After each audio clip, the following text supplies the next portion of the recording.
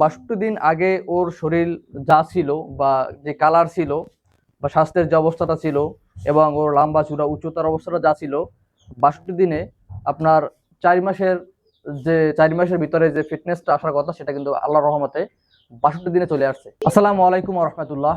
আলহামদুলিল্লাহ, আজকে আপনাদের মাঝে একটি চমক নিয়ে হাজির হলাম। তো আজকের চমকটা হচ্ছে এই গরুটা দেখে আপনারা চিনতে পারছেন কিনা জানি না।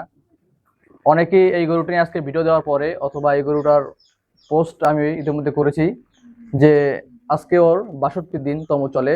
তো ৬২ দিন আগের ছবি এবং আজকের দিনের ছবি আমি ইতিমধ্যে আমার ফেসবুক পেজে পোস্ট করেছি। তো অনেকেই বলবেন যে আসলে এই গরুটা সেই গরুটা না, কারণ ৬২ দিন আগে ওর শরীর যা ছিল বা যে কালার ছিল বা স্বাস্থ্যের যে অবস্থাটা ছিল এবং ওর লম্বা চূড়া উচ্চতার অবস্থাটা যা ছিল ৬২ দিনে আপনার ৪ মাসের ভিতরে যে ফিটনেসটা আসার কথা সেটা কিন্তু আল্লাহর রহমতে ৬২ দিনে চলে আসছে। তো আজকের ভিডিওটি মূলত ওর পরিবর্তনটা নিয়েই। তো মূলত বিষয় হচ্ছে এই গরুটাকে আমি আমার ভিডিওগুলো যারা নিয়মিত দেখেন তারা অবশ্যই হয়তো জানেন, এই গরুটার ভিডিও আগেও দেখেছেন। আমার ঈদের আগে যে গাই গরুগুলা ক্রয় করা ছিল সেগুলোর সময় এটার ভিডিও আমি দিয়েছিলাম। তো সেই একটা ভিডিও আমি বলেছিলাম যে আসলে আপনারা এই গরুটাকে ভালো করে চিহ্নিত করে রাখুন এবং দেখে রাখুন। আমি কিন্তু যেই পোস্টটা করেছি ছবির, আপনারা একটু জুম করে যদি দেখেন তাহলে বুঝতে পারবেন। এই যে কান, এর কানটা কিন্তু একটু ছিদ্র আছে, এই যে ভিডিওর মাধ্যমে যেটা আমি দেখিয়ে দিলাম।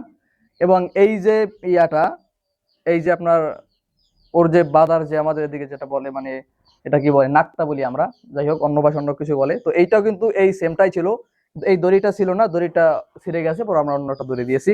তো যাই হোক, আল্লাহর রহমতে, আল্লাহর কাছে লাখো শুকরিয়া, যেহেতু ৬২ দিনের ভিতরে আল্লাহর রহমতে কমপক্ষে ৩ মাসের একটা পরিবর্তন যা আনে সেটা কিন্তু ৬২ দিনের ভিতরে কিন্তু চলে আসছে। তো এই গরুটা কিন্তু আরো বেশি পরিপূর্ণ মোটাতাজা হতো যদি আমি ওকে খাবার যদি ওকে ঠিক মতো দিতাম, বলতে ও যা খাইতে পারে আমি তা যদি দিতাম, তাহলে কিন্তু এই যে পরিবর্তন দেখতে পাচ্ছেন এর থেকে কিন্তু বেশি পরিবর্তন আসতো। এই গরুটাকে আমি অতিরিক্ত বা বেশি পরিমাণ ওর চাহিদা মতো খাবার আমি দিই নাই। কেন? কারণ হচ্ছে এই গরুটা আমি মূলত কোরবানি দেওয়ার উদ্দেশ্যে রেখে দিয়েছি। তো ওকে শুধু ঘাস এবং সামান্য পরিমাণ দানাদার খাবার দিয়েছি, যার কারণে মোটামুটি এই পরিবর্তনটা আছে। ওকে যদি আমি ওর ডোজ অনুযায়ী যদি আমাকে দিতাম, দানাদার খাদ্যটা দিতাম, তাই এর থেকে ভালো পরিবর্তন আসতো। তো যাই হোক, যা পরিবর্তন আসছে আলহামদুলিল্লাহ খুশি, কারণ ওর পিছিয়ে আমি অতটা খরচ করি না, যেহেতু কোরবানি দিব, যার কারণে চিন্তা করছি বেশি টাকা খরচ করে লাভ, যার কারণে ওরে আমি বেশি খরচ করি নাই, সীমিত খাবার দিয়েছি, যার কারণে কিন্তু এই পরিবর্তনটা আসছে। তো আপনারা দেখতেই পাচ্ছেন কিন্তু ওর মূল পরিবর্তনটা। তো আমি কি ধরনের খাবারগুলো করে খাওয়াই, আর এর কিন্তু কোনো ধরনের ফ্যাটেলিং পাউডার অথবা মোটাজা করার কোনো ইনজেকশন বা এসব কিছুই কিন্তু দেওয়া হয় না, শুধু কৃমি মুক্ত করেছি।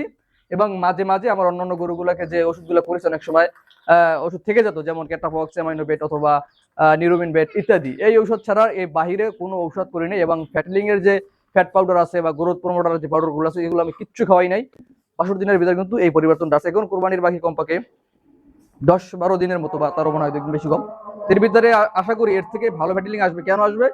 গরু যখন আপনার ফ্যাটিলিং আসা যখন শুরু করে, দেখা যায় আমাদের যেহেতু ২ মাসের প্রজেক্ট, ২ মাসের ভিতরে বা ৭০ দিনের ভিতরে গরু মোটা হয়, সেক্ষেত্রে প্রথম মাসটা যে পরিবর্তন আসে, দ্বিতীয় মাসে তার থেকে দ্বিগুণ পরিবর্তন আসে।